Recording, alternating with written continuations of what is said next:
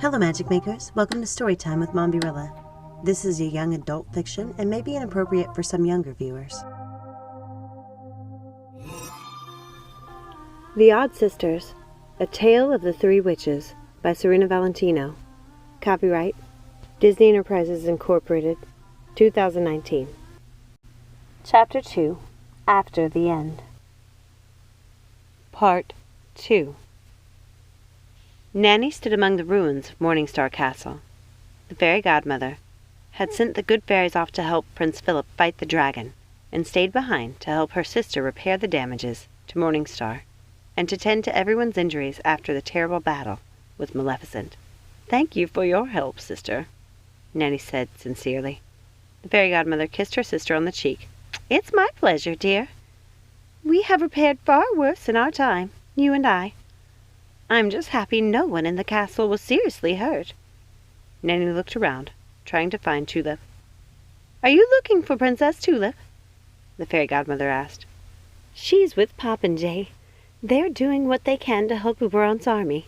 He lost many friends in his battle with Maleficent." Nanny was heartbroken. Everything had turned to ruins, and the fairy godmother could see the pain in her sister's face. "Don't fret, my dear. You really did all you could for Maleficent. I'm just sorry I never helped you. Perhaps if I had—" Nanny hugged her sister. "Let's not speak of it now. I know your heart. I know." And she cried. She cried harder than she ever had. She'd lost so much. She'd lost Maleficent, and she didn't know how to find Circe, who was traveling to places unknown in the Odd Sisters' magical house. "You have me. You will always have me," her sister reminded her. "Speak to Flans. She likely knows more about the lore surrounding the Odd Sisters' house than anyone. I'm sure Circe and Snow will find their way back safely before we know it." "You're probably right, sister. I'd better go help Tulip with the tree lords.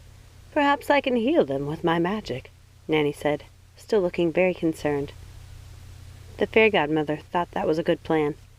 "I'll stay here and repair the castle." Before she could finish her thought, a magnificent dragonfly appeared with a message from the fairylands. "What's this?" The fairy godmother opened the scroll and read it. "It's from Merryweather. She says Aurora has woken up. Prince Philip has broken the curse." She looked at her sister, knowing the good news also brought heartache.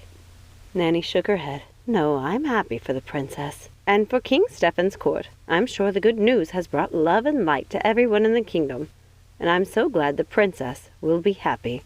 She deserves that." The fairy godmother took her sister into her arms. "And in a way, Maleficent is finally happy.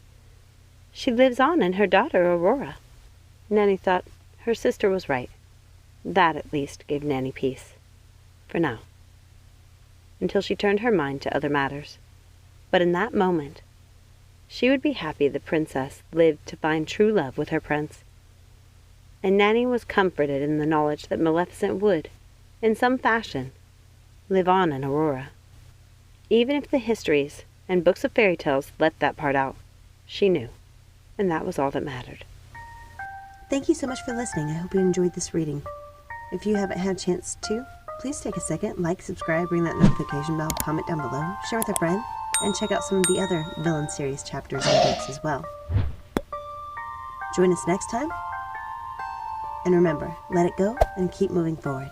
Have a magical day. Bye!